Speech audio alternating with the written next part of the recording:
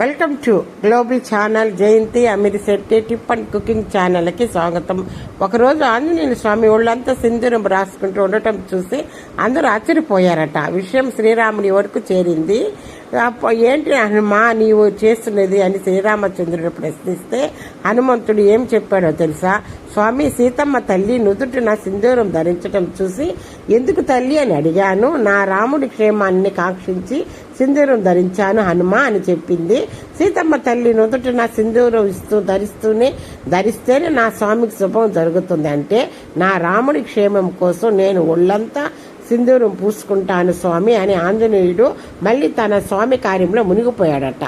అచంచలమైన, అసమానమైన, అనిరుచమైన, అనితర సాధ్యమైన రామభక్తికి అక్కడున్న వారంతా ఆశ్చర్యపోతూ హనుమంతుడిని చూసి ఉండిపోయారట.